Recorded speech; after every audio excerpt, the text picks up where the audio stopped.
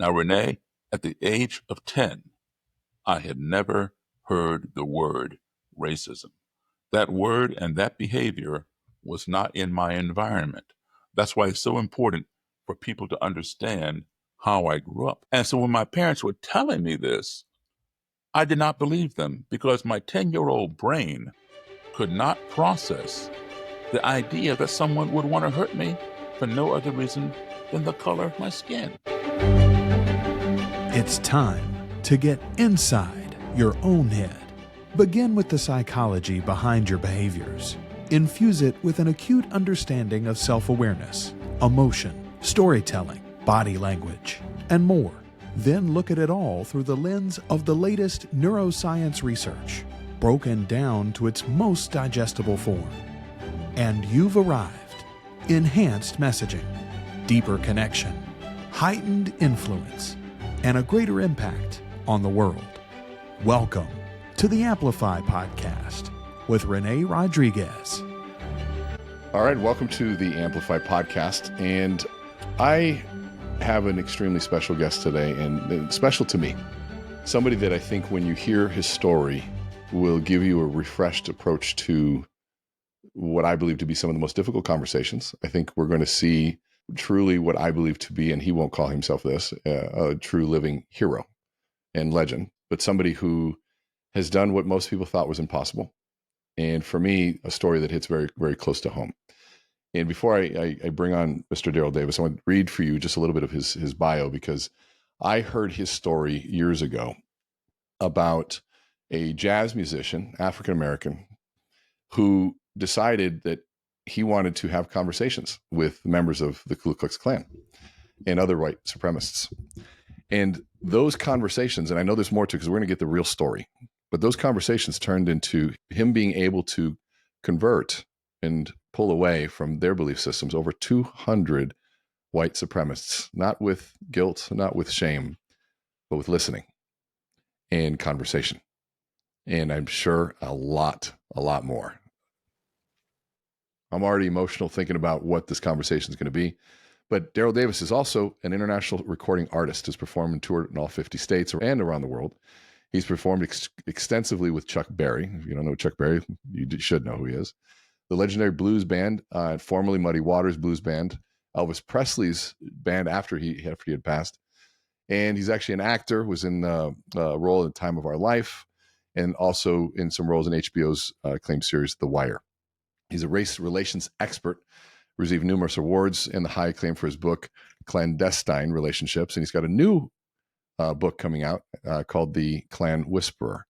And so there's also a film documentary coming out called Accidental Courtesy. He is the first Black author to write a book on the Ku Klux Klan based on his in-person interviews and personal encounters. So I, first and foremost, Daryl, thank you so much for taking this interview. Thank you, Renee, for having me. I really appreciate it. It's an honor to be here with you. Absolutely. Well, I remember, and the reason I wanted to have you on here, I kind of shared with you a little bit, but my mother and some of my clients and listeners know she was a former nun, and I always tell people, thank God that she decided to stop being that for my sake. Otherwise, I wouldn't be here. But she left the convent and started working with migrant labor in Southern Florida, and in that time, race tension was very high. A lot of white supremacist groups, especially Ku Klux Klan, and the work she was doing in those labor camps, they didn't like it. So they would quite literally surround our house. They would harass her, shoot at our house. And her tool for building community, which was always her goal, was her guitar. And for those of you listening, you can't see this, but those of you watching, I still have the guitar that she used. And this is this exact guitar here. They broke into her car and stabbed this guitar 17 times and filled it with water. And we still have it as a reminder of the reality that these things weren't that long ago. And so, as you can imagine, this to me is a very important interview, because when I heard your story, I was so moved, not just by the results, but more importantly, by the approach that you took. And so I would just love for you to walk us through, and of course, we do want to talk about your book, because I want everybody to buy that book here. I want to talk to us about what spurred that on and what got you to this wild idea. So, let me just go talk to him. Well, I'll have to give you some background on myself first, so your audience will understand where I came from and how I arrived at this in this journey. But first, I want to express, my my condolences, on your mom and the trauma that she went through with all that stabbing of the guitar and slurs against her, etc. And I assume she was of the Catholic faith.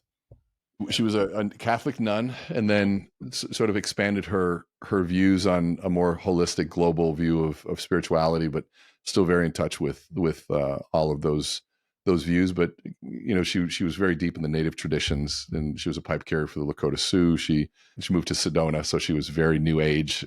So she was influenced by a lot of different things. Okay, so I turned 67 years of age tomorrow. But Happy let's birthday. go back. Thank you. But let's go back to my childhood. I was a child of parents in the U.S. Foreign Service, so State Department. I grew up as an American Embassy kid, traveling around the world at the age of 3. And in 1961, I was 3 years old, born in 1958. So how it works is your family, you're assigned to a country abroad for 2 years. At the end of that assignment, you come back home here to the States. You're here for a few months, possibly a year, and then you're reassigned to another country abroad. So every 2 years, I'm coming back home. My first introduction to school was abroad. I did kindergarten, first grade, third grade, fifth grade, seventh grade, all in different schools in different countries. Now, here's the interesting thing that's very important. My first introduction to school, of course, was kindergarten, which was abroad. My classmates in every school I went to abroad were from all over the world. We're talking American Embassy. That's what I was doing. But anybody who had an embassy where we were stationed, all of their kids went to the same school. So this little girl sitting here, she might have been from Yugoslavia. That kid there from Japan. Person in front of me, Nigeria, Russia, Sweden, France, Germany, Italy. Anybody with an embassy, their children went to the same school. So that being my first introduction to school became my baseline for what school was supposed to be. But every time I come back home here to my own country, I would either be in all black schools or black and white schools, meaning the still segregated or the newly integrated. And just because desegregation was passed by the U.S. Supreme Court in 1954, 4 years before I was born, it did not mean that schools integrated overnight. In some cases, it took years and years. Even today, in 2025, in certain parts of this country, we're still struggling with integration. All right, so fast forward. One of those times I came home, I was age 10, 1968. I'm in the 4th grade, and I was one of 2 black kids in the entire school. It was a newly integrated school. Because, if you opened my classroom door overseas and stuck your head in, you would say, oh my goodness, this looks like a United Nations of little kids. Right. Because that's exactly what it was. But here I am in 4th grade, back home here in the States, one of 2 black kids in the entire school, a little black girl in 2nd grade and me in 4th grade. So my friends were 4th and 5th graders, not, 2nd graders. So consequently, they all were white. And several of my male friends were members of the Cub Scouts, and they invited me to join. So I joined the Cub Scouts in 1968. I'm the only black scout anywhere in the area. And we participated in a parade with other groups, the Brownies, the Boy Scouts, the 4-H Club, you name it, Girl Scouts. The streets were blocked off, and we're marching. Sidewalks are lined with nothing but white people who are waving and cheering, smiling, carrying on, until we reached a certain point in this parade route when suddenly, pow, I'm getting hit with projectiles, bottles, soda pop cans, small debris from the street, by just a small group of white spectators mixed into the crowd to my right on the sidewalk. I did not know them. There was a couple of kids and a couple of adults who I assume were their parents who were yelling and throwing things. You really couldn't hear what they were yelling because it's like a marching band playing up ahead. What city And was this again? this was marching from Lexington, Massachusetts to Concord to commemorate the ride of Paul Revere. It's called Patriots Day. So anyway, when that happened, of course, I'm trying to see where are these things coming from, and I saw the people throwing them, and my first thought was, oh, these people over here, they don't like the Scouts. That's how naive I was. I did not realize that I was the only scout getting hit because none of my other scouts, were getting hit. And then my leaders came running and covered me, with their own bodies and quickly escorted me out of the danger.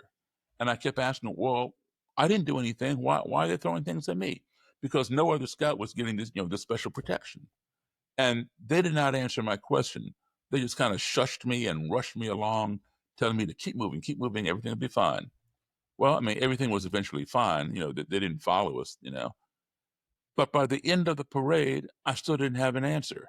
Yeah. And when I went home, my mother and father were not at the parade. They had something else going on that day. They're cleaning me up and putting Band-Aids on me and asking me, how did you trip and fall down and get all scraped up? I told them I didn't trip and fall down. I told them precisely what had happened. And for the first time in my life, my mother and father sat me down and explained to me what the word racism was.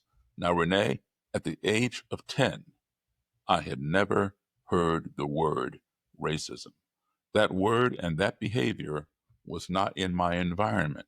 That's why it's so important for people to understand how I grew up. I grew up with Yeah. people from all over the world, every color, every religion, every belief system, you name it. We all played together, worked together in school, had slumber parties together. You know, that behavior and that word did not exist. And so when my parents were telling me this, I did not believe them because my 10-year-old brain could not process the idea that someone would want to hurt me for no other reason than the color of my skin. This made no sense. Why are my parents telling me this? This is not true. And to even prove that I was right and my parents were wrong, I pointed out the fact that the people over here on the sidewalk did not look any different than my friends at school or my fellow scouts, or for that matter, my American friends overseas at the embassy or my other friends overseas who were from France or Italy or Sweden or Denmark or wherever else, right? So skin color had nothing to do with it. And my parents explained to me, yes, it did. Well, again, this is 1968, and shortly thereafter, Dr. Martin Luther King was assassinated. Hmm. And I remember it very, very well. Every big building burned to the ground with violence and destruction, all in the name of this new word that I had learned called racism. So now I realize my parents had told me the truth. They didn't lie to me, but I didn't understand why. I accepted its existence, but why? And I formed a question in my own mind at the age of 10, which was, how can you hate me when you don't even know me? And for the next 57 years, because I was 10 then, I'm 67 tomorrow, I've been looking for the answer to that question. All throughout my teenage years and my adulthood years, I've bought books. I have a vast library. Books on Black supremacy, white supremacy, the Ku Klux Klan, anti-Semitism, racism, the Nazis in Germany, the neo-Nazis over here, looking for the answer to that question. And when I would ask people, why would people be like that? Oh, Daryl, some people are just like that. That's just the way it is. That's not an answer for me. I need Yeah. to know, right? I graduated high school, went to college. I majored in music. Music became my profession, but studying race relations became my obsession. And, there were no courses you could take, like, Race 101 or something. That still doesn't even exist. I had to self educate, which is why I have all these books, and talk to people. Well, I'm a full time musician. So there came a point where country music had made a resurgence. It had come back. It never, really went completely away, but it kind of fell off the top 40 charts. And then this movie came out called Urban Cowboy with Hmm. John Travolta, John right? Travolta. And so all the bars and clubs, switched their format from disco and R&B and top 40 to country. And so if you want to play full time, you got to play what people are listening to. Right. I joined a country band. I like country music. So I was the only black guy in this band. And they had played at this place before. It was called the Silver Dollar Lounge in a town called Frederick, Maryland, which is about an hour and 20 minutes north of Washington, D.C. And now the Silver Dollar Lounge had a reputation of not being welcoming to black people. I knew of this reputation long before I ever went there. I never bothered to go there. I had no reason to be there. But now I'm in this band. They play there. They played there before, and I'm in the band, and they got another gig there. So here I am in the Silver Dollar Lounge. People looked at me when I came in, but they didn't do anything. We played our set, and taking a break, I'm following the band to the band table when I feel somebody from behind reach over and put their arm across my shoulder. Now I see the whole band in front of me, and I don't know anybody in this joint, right? So I'm trying to see who's touching me, thinking, do I have to get ready to, defend myself? And it was a white gentleman, almost 20 years older than me, between 15 and 20 years older than me. Big smile on his face. He says, "Man, I sure love your all's music." I said, "Thank you." I shook his hand. And he says, "I've seen this here band before, but I ain't never seen you. Where'd you come from?" And I explained that I had just joined the band, but yes, they've played here before. And I said, "It's my first time." And he says, "Well, man, I sure love your piano playing. This is the first time I ever heard a black man play piano like Jerry Lee Lewis." Well, I was not offended, but I was surprised because this guy was so much older than me that he did not know the black origin of Jerry Lee Lewis's piano style. And I proceeded to tell him, well, Jerry Lee and I both got it from the same source: black, blues, and boogie woogie piano players. That's where that rockabilly rock and roll, genre came from. "Oh, Yeah. no, no, no, no. I ain't never heard no black man play like that except for you." I said, "Look, man, I know Jerry Lee Lewis. He's told me himself. He's a friend of mine. He's told me himself where he learned how to play. He didn't buy that Jerry Lee learned anything from black people. He didn't buy that I knew Jerry Lee, but he was fascinated with me and insisted that I come back to his table and let him buy me a drink." So I don't drink alcohol, but I let him buy me a cranberry juice. He paid the waitress, and he took his glass and like clinks my glass and cheers me, and then makes this big proclamation. This is the first time I ever sat down and had a drink with a black man. He's like shocking himself, and and I'm I'm completely mystified. Again, it goes back to my background. You know, at that point in my life, I have sat down with thousands, tens of thousands of white people or anybody else and had a meal, a beverage, a conversation. How is it that this man had never done that? And innocently, I asked him, I said, "Why?" And he did not answer me. He looked down at the table. I asked him again, "Why?" And he looked back at me just as plain as day and he said, "I'm a member of the Ku Klux Klan." Wow. I burst out laughing at him because I did not believe him. I know a whole lot about the Klan. In fact, I know more about the Klan than most Klan members do, seriously. And I know that I'm just come up and embrace a black guy and want to buy him a drink and converse and hang out. Mm-mm. So I'm figuring, okay, well, the guy's joking, it's funny, and I'm laughing. He went inside his pocket, pulled out his wallet, and handed me his Klan membership card. I recognized the Klan emblem, which is a red circle with a white cross and a red blood drop in the center of the cross. I stopped laughing because the thing was for real. I gave it back to him, and we talked about the Klan and different things, but he gave me his phone number and wanted me to call him whenever I was to return back to the Silver Dollar Lounge with this band, because he wanted to invite his friends, meaning Klansmen and Klanswomen, to see, as he put it to me, to see the black guy who plays like Jerry Lee Lewis. I don't know that he called me the black guy to his friends, right? But that's how he explained it to me. So I called him every 6 weeks, and he'd come out. He'd bring Klansmen and Klanswomen, and they'd watch me play the piano. They'd get out there and dance. And on the breaks, I'd make my way over to his table to thank him, meet his friends. And most of them would stay there. They were curious about me. But there were a couple that would get up and walk to the other side of the room. So the implication was, we don't want to shake your hand. We don't want to touch you or even talk to you. We just want to observe you, which is fine by me. So that went on until the end of that year. I'd call him every 6 weeks. He'd show up with these people, and they'd dance to our band, and etc. Well, at the end of that year, I quit that band, and I went back to playing rock and roll and blues and whatever else was going on. And so I lost track of the guy. I had no reason to stay in touch with the KKK, right? Except for when I went up to Frederick. A few years later, it dawned on me, because then I'm still looking for the answer to my question, Daryl. I mean, How can anybody hate you when they don't even know you? A few years later, it dawned on me, Daryl, you blew it. The answer to your question that's been plaguing you since the age of 10 It was right there. was right there. It fell right Yeah. into your lap and you didn't even realize it. Who better to ask that question of than somebody who would join the KKK, an organization that practices hating people Hmm. because they don't look like them or believe as they believe? Get back in contact with that guy, you know, and get him to hook you up with the Klan leader from Maryland.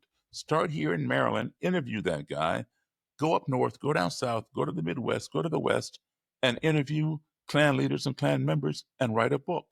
Because no book had been written by a Black author on in person, face to face interviews with the KKK. They'd all been written by white authors. So I decided I would write the first book. And that's how that started. I mean, there's so many things that I want to pull out of that are fascinating. One, the pursuit of an answer to a question and where that led you, and you know what questions we have that are sort of driving for us, but the magical power of music to transcend everything, and how the opening, and it's like that's where my mother was. She realized that music would be those things. It didn't matter who you were; it could hit the soul in a very different way.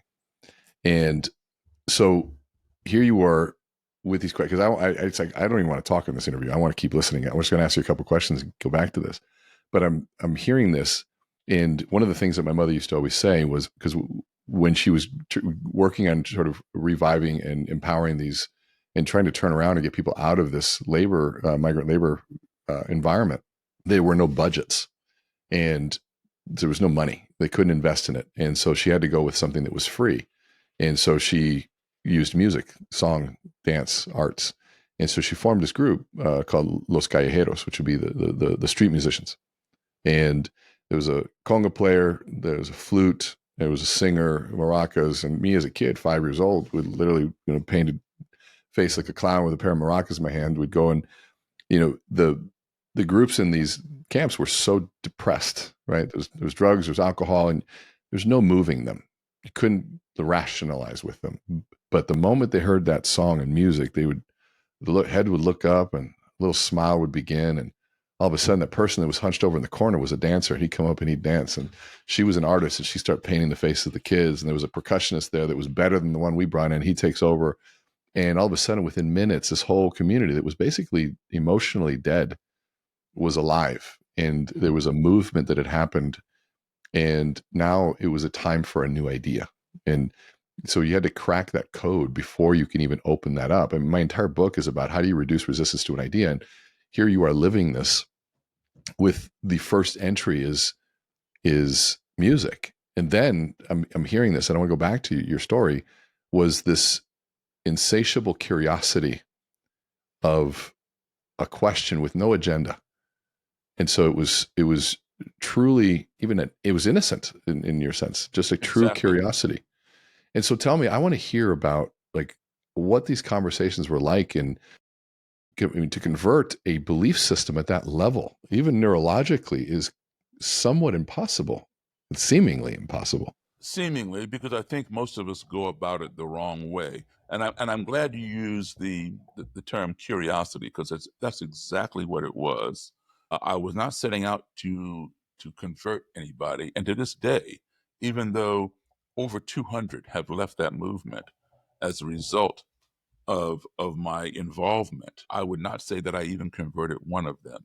I would say that I am the impetus for over 200 to convert themselves. For Yes. me, it was more curiosity than courage.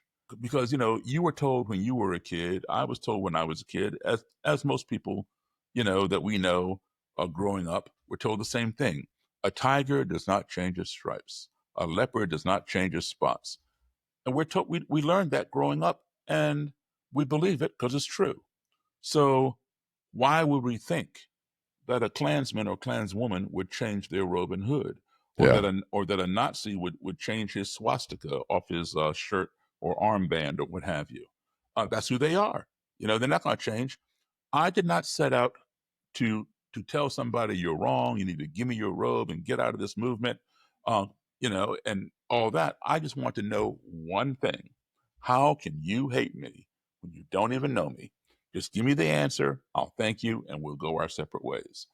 I just had to have that answer because I've been looking for it ever since age 10. But during the course of conversation, over time, I found that I had more in common Yes. with my adversary than I had in contrast. And they were seeing the same thing. You start off this far apart with somebody at the opposite of the ideological spectrum. You speak to your enemy or your adversary for 5 minutes, you're going to find something in common, and that gap is going to narrow, right? So now you're here. You speak for another 5 minutes, you find more in common, and now you're here. When you are here, you are having a relationship with your adversary. You might not be going out to dinner with the person or over to his birthday party or something, but you're having some kind of cordial relationship. And you keep on talking, you found more in common, and now you're here. You are friendly with this person, and they have found more in common with you than they have in contrast. And at that point, it causes a cognitive dissonance Yes. because they have found so much more in common. They begin to wonder, how can I hate that person? The trivial things that they found in contrast matter less and less, like skin color, or whether you go to a church, a synagogue, a mosque, or a temple. And then it's like, I can't hate that person anymore. Yeah. So, their perception changes. And here's what I've learned. Growing up traveling at a young age all over the world with my parents, and now as an adult, I travel the world again as a musician performing or giving lectures. I have performed now in all 50 states. I have been to combining my childhood and my adulthood travels. I've been to 64 countries on 6 continents. I have been exposed to a wide variety of people all over the world, whether it's right next door in Canada or right next door in Mexico or halfway around the globe. People who may not look like me, may not speak my language. Perhaps they don't worship as I do. Maybe they don't even worship at all. But I've always concluded one thing, that no matter who I meet or how far or how near they are, every single one of them is a human being. Hmm. And as such, every human being on this planet wants these 5 core values in their lives. Everyone wants to be loved. Everyone wants to be respected. We all want to be heard. We want to be treated fairly and truthfully. And we all want the same things for our family as anybody else would want for their family. And if we can learn to apply those 5 core values or any of those 5 values when we find ourselves in an adversarial situation or in a culture or society in which we are unfamiliar or uncomfortable, I'll guarantee you that your navigation of that situation, that culture, that society will be much more smooth and much more positive So and true. much more productive. Right. I've learned that through my travels. In fact, my very favorite quote of all time is called the Travel Quote, and it's by Mark Twain. And Mark Twain said, "Travel is fatal to prejudice, bigotry, and narrow mindedness, and many of our people need it sorely on these accounts. Broad, wholesome, charitable views of men and things cannot be acquired by vegetating in one little corner of the earth all one's lifetime." That is so true. Mm. And now let me say this, most Americans do not travel. According to our U.S. Census Bureau, less than 40% of Americans even own a passport. So, we really don't travel outside of our country, let alone outside of our city, even sometimes. But all this travel that I've done does not make me a better human being than somebody with less travel. But what it does is it gives me a better and broader perspective on humanity than those people who've not had the exposure. Absolutely. Yeah, exactly. So I bring that to them vicariously through my experiences and sharing them, and open up some of their minds to things that they would not otherwise know. So you're a neuroscientist, and you know that one's perception is one's reality. Hmm. Even if it's not real, is their reality, right? And if you try to tell them that they're wrong, you are attacking their reality, Yep. and you're going to get pushback and resistance. And if you continue, that pushback and resistance is going to escalate because to them it's real, and you're telling them that they're lying, they don't know what they're talking about, you're insulting them. And so it can escalate to the point where it's going to clash and maybe even turn violent. So you never want to attack somebody's reality, even though you may know it's not real. It's real to them. What you want to do is you want to offer them a better perception or better perceptions, plural. And if they resonate with one of the perceptions you've offered, they will then change their own reality because that perception becomes their reality. So, an example that I'll give you a hypothetical one. Let's say you have a younger brother, maybe he's 8 or 9 years old, and he goes to a magic show with his buddies, and he comes over and tells you, Renee, you're not gonna believe this. This magician on stage asked for a female volunteer, and all these women raised their hand, and he picked one out of the audience, brought her on stage, had her climb into this long box and stick her feet out the hole at that end and her head out the hole at this end, and then he closed the box. And he took a chainsaw and went right through the middle of the box. Saw came out the bottom of the box. He cut her in half. And then he told her to wiggle her feet. And she wiggled her feet. And you say, listen, it didn't happen like that.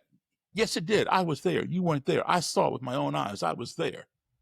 He's 100% right. You were not there. He was there. And he saw it. You did not see it. But yet you're going to attack his reality over something you didn't see and he saw? You know, you're right. He's going to push back on you. And to make sure that you understand that it was real, he continues and tells you, after this guy cut her in half, he told her to wiggle her feet. And her feet wiggled out that hole. And then he took the half of the box with the feet and moved it over here to stage right, and the half with the head and moved it over there to stage left. And then he walked over there and he spoke to the woman's head, and she spoke back to him. And then he brought the two halves back together. He said abracadabra, whatever, incantation, opened the box, and the lady climbed out. He cut her in half, put her back together, no blood. And you say, listen, it's an illusion. No, it's not. I'm telling you. He's going to go off on you. All right. Because now, you've twice accused him of something that he knows is real. And he's right. You were not there. How can you make a commentary when you were not present and you did not see what he saw? He knows what he saw, and he tries to tell you what he saw. Okay. So rather than attack his reality and incur his wrath, what you do is you offer him a better perception.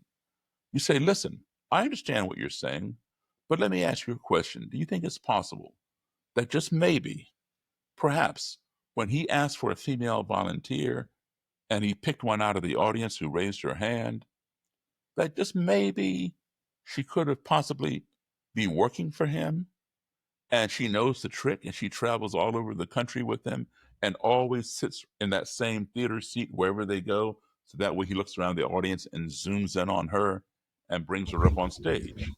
When he puts her in the box, there is a pair of mannequin dummy legs lying on the floor of the box that are wearing the same stockings and same high heels that she has on. She grabs the ends of them, the handles, and sticks them out the hole at the end of the box, so her ankles and shoes are hanging out the hole. And she takes her knees and brings them up under her own chest. So her whole body is on that half of the box. When he separates the two halves and puts the feet over here on stage right, they can no longer move. He has to distract your eyes from looking at those feet. So he takes the head and goes over there and he talks to the head. So you're not looking at those feet. Your eyes are following him. Of course she's going to talk back. Her whole body is in that box. So then when he brings the two halves back together and opens the box, she simply reaches over, grabs those legs, and pulls them back into the box, and she climbs out. So He never cut her in half. She just stretches out and there's no blood. And your brother says, you know, that might be the only way that could work. You've offered him a better perception, and he has resonated with it, and therefore he has changed his own reality. So that's what I do with these people. I don't convert them. I give them an impetus to convert themselves I by love that. offering perceptions. You know, it's fascinating. When you look at it, what you're doing, we talk a lot about this very simple change model of we look at the results that we're getting in life, and then let's analyze where the results came from. They come from our behaviors. Mm-hmm. And most approaches, if you don't like the results, you try to attack behavior. But that, if you change the behavior, you get a new result. But the real outcome is resistance if you go after behavior change. Right. And there's a whole science behind why that happens. Don't even get into it right now. But the question we've always asked is, what drove the behavior in the first place? And that was our belief systems. And if you can shift belief system, behavior naturally follows, generating that natural result. But there's so much resistance, because there's another piece to that process, that your methodology is the answer. Because it's the what is, you have to change the belief, but then the question is how. And your approach bypasses all of those neurological gatekeepers to that process. I mean, the whole goal that you created was psychological safety. And your psychological safety was you had no expectation of anything but just curiosity. And there's nothing more opening than somebody who's curious, genuinely curious. I literally just did a TED Talk 2 days ago on what my next book is about. And I'm going to send you mine because I do want you to read it, because in there's a few stories and there's a science behind that would even give you more positive ammunition around why your methodology was so genius. But the next evolution of this whole idea of sequencing for the brain was called the narrative gap. And what happens in this gap and the role that narrative plays in our minds. So frames are the windows to the world in which we view things that give meaning to understanding. And narrative both play a very similar role in the brain as they're constructs of reality. Narrative is anything with a beginning, middle, and end. And what's fascinating to me is that you grew up not with this word of racism. You didn't have that narrative in your mind, so you didn't see it. It wasn't part of your reality. Right. Until somebody came and created this narrative. Even the behaviors and the actions of being, having items thrown at you, it didn't fit the story and the narrative of what you understood the reality of the world. Yours was, they must hate the Cub Scouts. And so the narrative gap was created. Your brain has to fill that gap immediately, the same way that when I just paused, your brain started going, why did he pause? Did he freeze? Everything. It happens that quickly. Your brain quickly goes and grabs past frames of reference, fills it in to continue the narrative. And so when we're talking about the belief systems that we have, they all go back to the initial narratives, and the way we understand the world right now goes back to the narratives that we buy into, right? And so then when you're thinking about this shift, your back door is through curiosity. And one of the things we always said, and I say this to people that's like, we should just go bomb them people. I said, you ever seen what a bomb does to a human being? Like literally, just like it literally will disintegrate a body, tear a head this way, that way. And I go, so you just want to bomb them. But if you had to sit there and watch that, would you press that button? And I promise you, and the answer is always no, because distance is convenient. Proximity forces a different level of understanding of reality, where you can't escape those different pieces. And you created such a beautiful way of creating proximity in a safe way. And what I would say too is the truest definition of grace, which is the unmerited favor, unmerited forgiveness, undeserving love, where you didn't hold their belief systems against them. You actually saw what that might have been from a very logical perspective. But I think the value of not growing up in the narrative, there's something to that. And I want to say this also respectfully, because I think a lot of times people get so hung up in wanting to hold on to these words and these labels like racism, things like that, because feeling like they let it go undermines what they went through in their experience. Where we go, okay, well, what if we had a different story? Could we approach life differently? Would we see the world differently? There's somebody in my life for almost 10 years that's been very difficult. And I remember getting an email from them. And I read the email and I go, oh my gosh, this thing's starting up again. I showed it to my wife and I'm like, we better call the attorney. This is going to be this case. And she reads this. She goes, oh, wow, this looks like an improvement.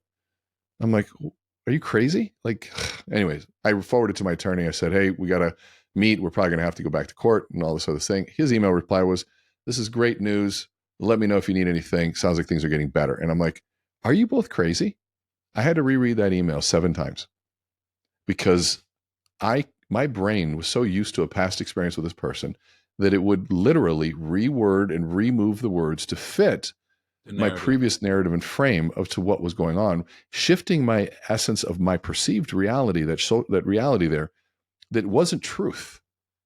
And my whole mission right now is trying to get people to understand the power of narrative and the power of what happens in the gap, because and there's a business application is that leaders leave narrative gaps by not communicating, forcing employees and people to fill in that gap. There's a narrative gap in your situation, which was, I grew up a certain belief system. We're white, we're supremacist, whatever it is. We're hate group, insert whatever one you want.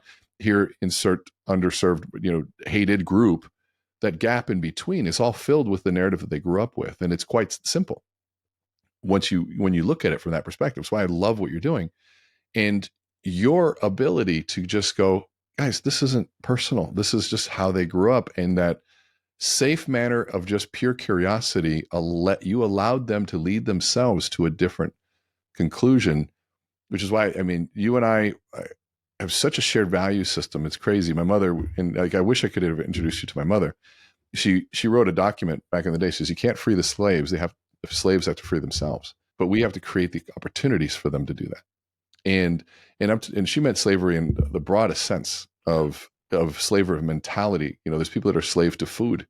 I have battled that many times myself. There's people that are slaves to addictions, and there's a slavery and learned helplessness that comes with all of those different pieces. But if you don't help the individual find that freedom, because there's a strong case to say that a Klan member has a slavery of mentality, right, that is very limiting, and to say the least. You so masterfully and beautifully leading them through that new conversation, allowing them to make a new decision based on new information, which bypasses the resistance parts of the brain that cause stress and tension to hold on to what they feel is their values. And to your point, if I had not had all that exposure at an early age, yes, and my first encounter with white people was having bottles and rocks thrown at me, it might be a whole different narrative. Totally different story. Yeah.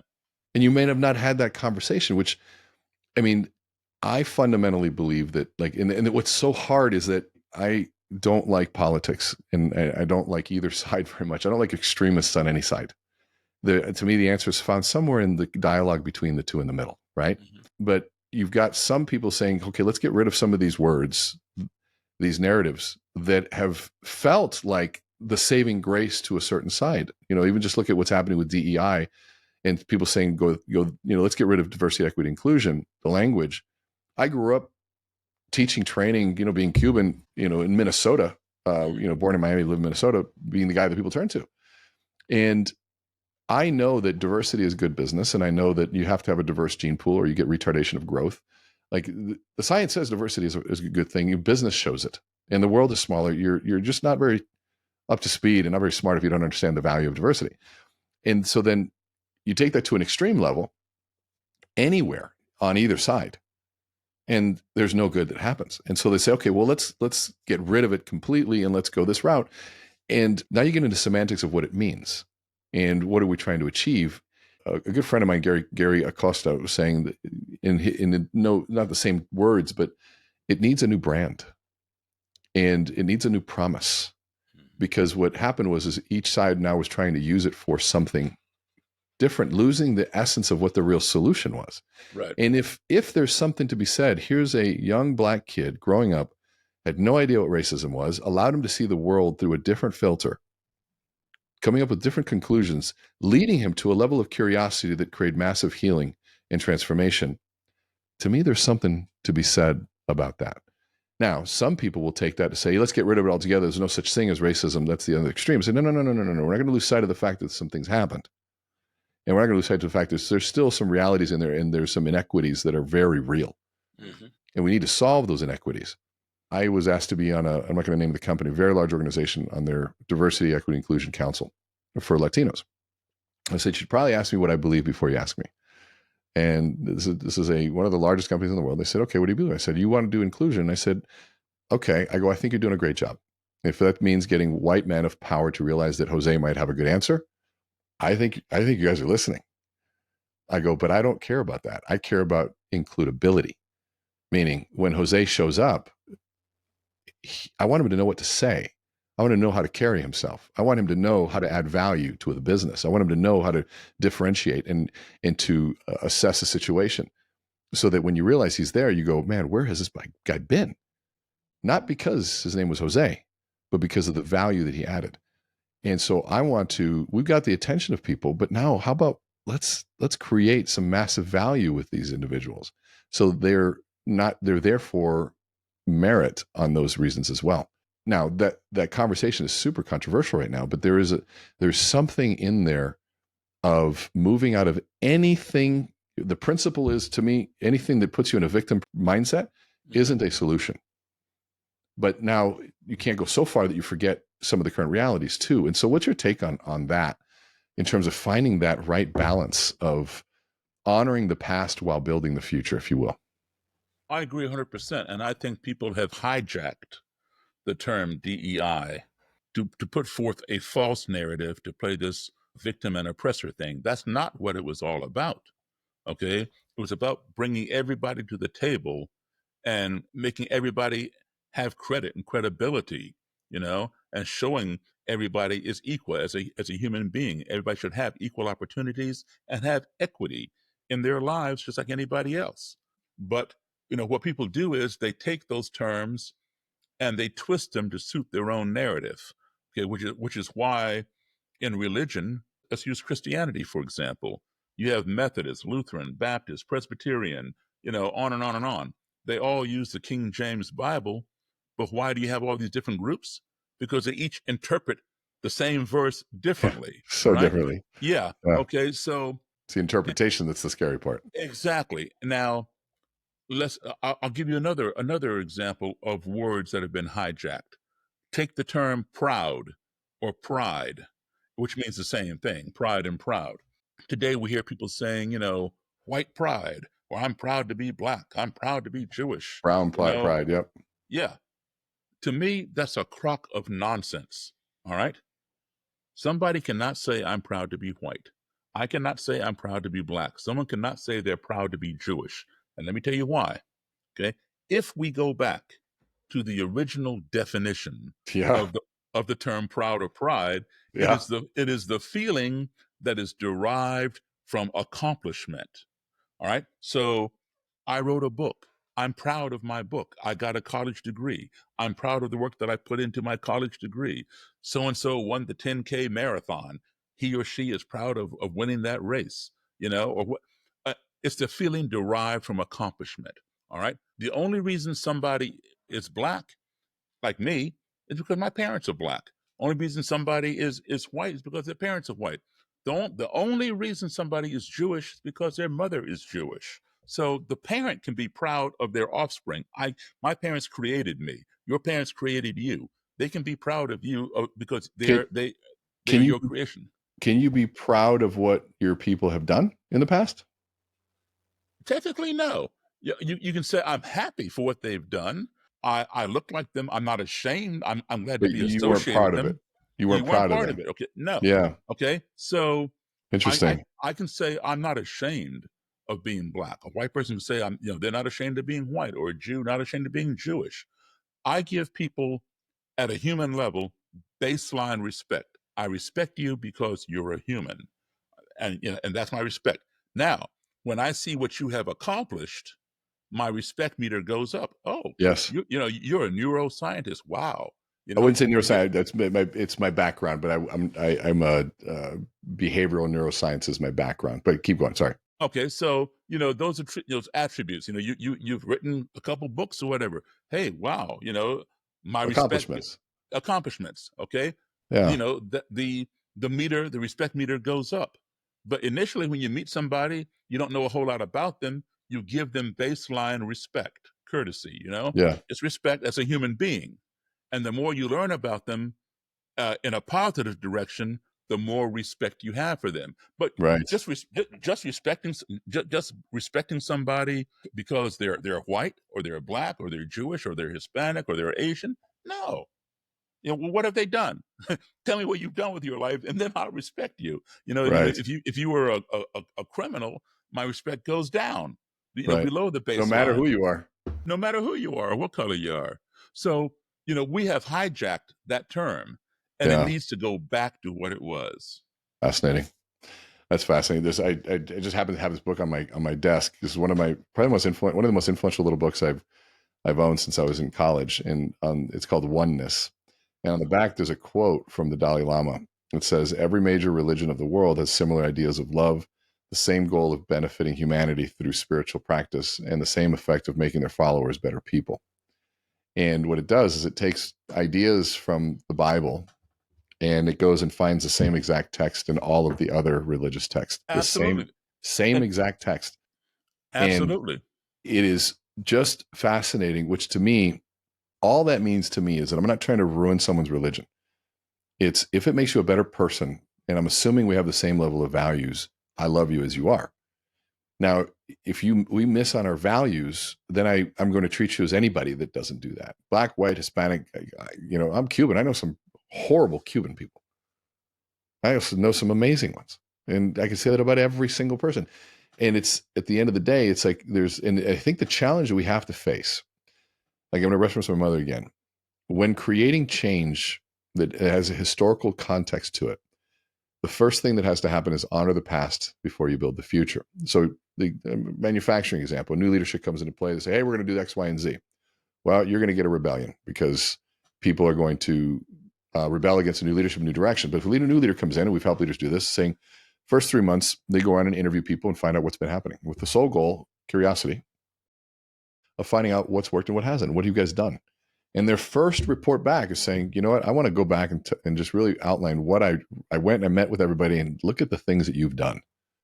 This guy, you did this group over here in Alabama did this. Like I did, it's just so amazing in these different pieces. Now, as we build this new future, which we need to do together, and I've got ideas of what you guys think as well, we don't want to lose any of these things.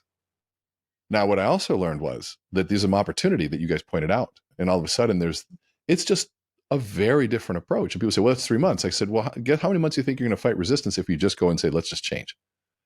We're talking years now, years. And so the process, again, of that sequencing of following how the brain processes and those 5 values, which I 1000% agree, these are basic pieces. There's a great TED Talk, I think, if you haven't seen it before, that you would love. It's How to Have Better Political Conversations. And it's by 2 neuroscientists.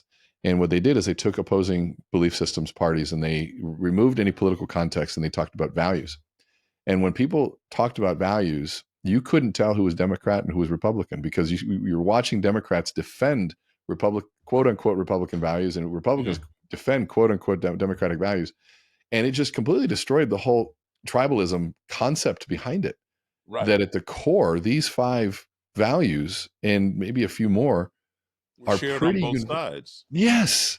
Yeah. And I can't tell you how many times. I mean, I remember I went to this, and I'm not going to name this the facility, but we went in to do this work, and one of the guys in there, big, huge white beard, and his big, he's just massive shirt with a big on the front. It had the big what's that flag? The Confederate flag, as big as can be on the front. On the back, it said "Smart Ass White Boy."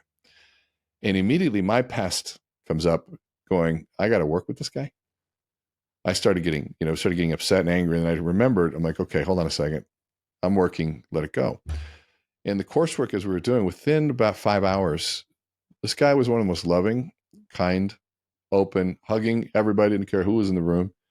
And realizing that that was just a belief system that he had, but I was also projecting my experiences onto what he was doing. Now, probably a lot of ignorance in terms of what that flag meant and what it represented. Not probably, of course it was. But to your point, it was what he knew Right. at the time. Right. And I can't tell you how many people that I have been completely wrong. This is why I tell people, I said, I got away from judging because of the thousands of times that I've been wrong. We've trained over 250,000 people in this, and I am wrong all the time until you know the story and who they are. And when you know the story, it's there. And I love that you said this too, because I tell people, I said, we've always said, well, show me what you're doing and I can tell you who you are. And I'm like, it doesn't work that way. Tell me what you're No. doing, then learn the story behind it. And then what they're doing makes all the sense in the world. But it's a story behind it is what matters. Right. And I do anywhere from 60 to 80 lectures a year, Good for you. especially during non-COVID. Schools, colleges, universities, corporations, civic organizations, churches, synagogues, police departments, whatever. I'll tell you this: 2 to 3 out of every 10 lectures I give, especially on a university or college campus, this will happen. I'll do the lecture, I'll do a Q&A, I'll show some Klan robes or hoods that I have or whatever. And when I'm done, there'll still be some students who want to ask one last question. They'll approach the podium or they want to touch one of the robes. So I allow them to do that. And I entertain them, as long as they're there. But 2 to 3 out of 10 times, there will be some student hanging in the back of the auditorium, not doing anything, just milling around back there doing nothing. And I've come to learn what's up, that he or she is waiting for the crowd to go away from me. And when the crowd dissipates, he or she comes down. I know what's going to happen, but I just, pack up my stuff. And they look around. I said, "Oh, Mr. Davis, I really enjoyed the lecture." "Oh, thank you very much. I appreciate that." They look around some more, make sure nobody's within earshot, and they say, "My mother is in the Klan, or my Mm, dad's a neo-Nazi, or whatever." And that's how I was raised. I'm from, whatever town they're from, and now I'm here at University of fill in the blank, and my girlfriend is Jewish, or my boyfriend is black, or my best friend is gay, and I can't take that person home with me. My parents will kill me, or oh, they'll disown me, and I don't want to tell my friend because they'll drop me. So they got this big secret yeah, that's burning on their chest, causing an ulcer, and they have to get out. They have to talk to of somebody, course. and I'm the person, you know? So we'll go somewhere and sit down and talk and all that kind of stuff. I totally get it because they come from some, homogenous area where everybody goes to the same high school, they vote for the same political candidate, they shop at the same grocery store, cheer the same sports team, swim in the same neighborhood swimming pool, whatever. So now they come to college. Well, the neighborhood and high school don't come with them, but on that college campus, there are neighborhoods and high schools from all over the country, maybe even from all around the world, and they're seeing stuff they never saw back home, right? So their perceptions are getting shocked, Yeah, and they're learning that Jewish people don't have horns and black people don't have tails and whatever else, And so how do they go home and tell mom and dad and their high that's school buddies, brutal. you're wrong? They want to be able to do that. Their parents wanted them to go get an education, but not that education, right? Right. Yeah. Yeah. Yeah. As long as you learn within this box, you're good, right? Right, right. But what a sad place for that child to be in, and to that entrapment of the family that raised you, that you love, but yet you disagree with wholeheartedly, and the pull between what you know and what they don't know, and And it could all be those things. a very loving family, a very loving family. They want the best for their kids. They have food on the table, put clothes on their back, take them to church every Sunday. But, they have a limited scope, and everything they know about Cuban people or black people or this people or that people are what they see on TV, what the media portrays, and what they've been told time and time again that's been handed down. And you ask, well, why do you believe? Well, that's just the way it is. Well, Yeah. no, it may be the way it's been, but things can change. You've heard the story of the roast and why they cut the sides off the roast. You've heard that story? No, share it with me. You'd love it. It's a story. Was a mother and the daughter are cooking the Christmas roast, and the mother chops off the two ends and puts it in, and the child's like, "Mom, why do you cut it off?" She's like, "I don't know. my mom used to do that. Of course, mom was right there cooking. Say, Mom, why do you do that? My Why do we grandma. chop this off? And she's like, well, my mom used to tell me. Well, great grandma was sitting and they walked out and they said, great grandma, why did you do that? She says, well, my paw was too small. And sometimes it's something so simple that I want to be very clear about this. It's not a judgment. I do things that way. You do things that we all do. So it's not the question of we have to stop. I think we have to always question why in a safe and curious way to go, why is it this way? And the question why can trigger so many things in the brain if done incorrectly. Why'd you do that? There's an attack, and all of a sudden, all the parts of the brain, cortisol goes up, and we start resisting. But if there's a way in which is what I thought, I want to keep reiterating this, that just the masterful approach that you had to navigate the resistance of the brain at its most fundamental level, because you weren't just saying, hey, let's switch from Apple to Android, which is a massive resistance, by the way, in the same parts of the brain. But you were going at the most fundamental belief. I said, if you don't believe the power of the limbic system, which is the part of the brain that joins a church, that joins the Klan, right? It's the same part of the brain that protects its family. You try to make a change at that level, you have 35,000 times more neurons fighting against you. And there's already trillions of those, billions, if not more than that in there. And if you got 35,000 times more, you have to have a very different approach. And it's not going to be up the middle. It's going to be something that is psychologically safe. And so, wow, I want to try to bring something to this. One, I have thoroughly enjoyed this, and I wanted to keep doing this. I have so many ideas of things I want to talk to you about, but I hope you're hearing this. One, I do hope that you hear this conversation from a perspective of Daryl's not just coming of black and white. Daryl's message, and if I'm wrong, Daryl, please correct me, is so much broader and wider to the idea of taking a look at oneself and analyzing where you come from and why you believe what you believe. And yes, he's focused on that question of how can you hate me if you do not know me? But I believe that your true intent goes far beyond that. Is that true? Absolutely. Absolutely. And I did not major in sociology or psychology. I'm a rock and roll piano player. But if I can go and talk to people at Klan rallies or some other white supremacist situation and come away with robes and hoods and swastika flags, anybody can do it if you learn how to have conversations properly, if you learn how to employ those 5 core values. And my brand new book is called The Klan Whisperer. And Can you tilt it down just a little bit so the light doesn't get it on there? Wonderful. Okay. Wonderful. The Klan Whisperer. Where can we find it? You can find it on Amazon.com, and pretty soon I'll have it up on my website, which is DarylDavis.com. DAROYL, 1R.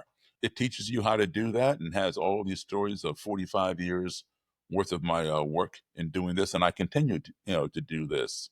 I think it's entertaining, and it's also very informative. Yeah.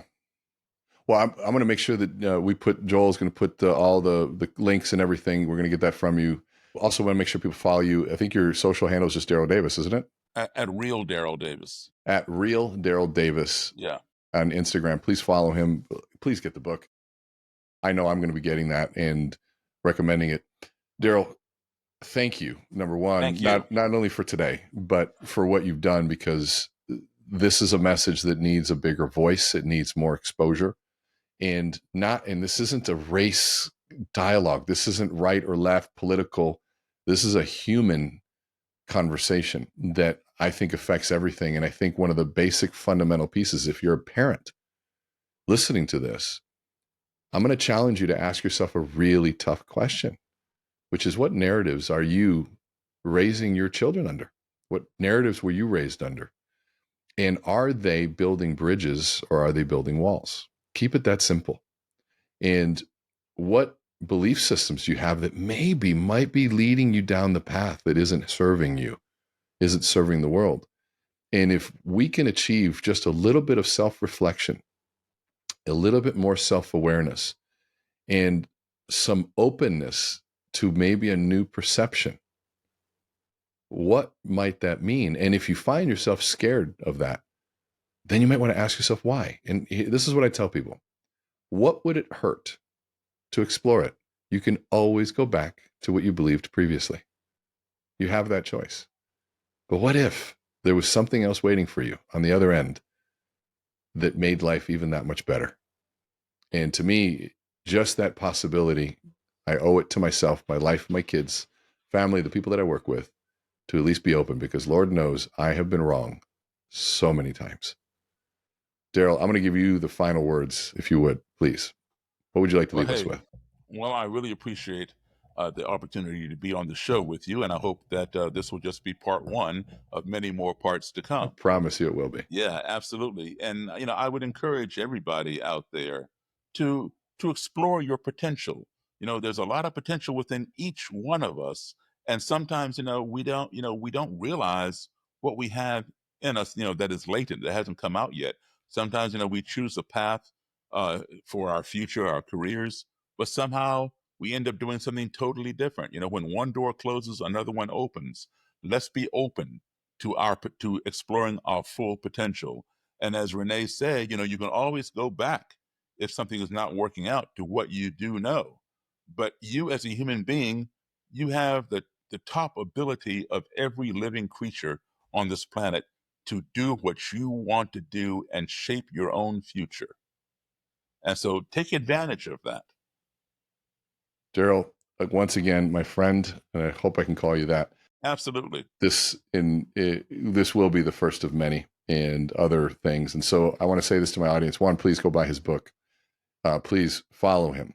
Two, if you're looking for a speaker, you're looking for somebody to bring a very different, unique, and fresh and open to all sides perspective of life, please reach out to Daryl. If you don't know how to get a hold of him, get a hold of me. I will connect you to him. I just think that this is a very timely message from somebody who is coming from just a wonderful place. So I hope today met you where you're at. I hope today made you think. And if you enjoyed today, please like, comment, share, subscribe, all of the things. Make sure you follow this and stay tuned for our next one. Daryl, thank you again, my friend, and we will be in touch soon. Sounds good. Take good care. Thank you, sir.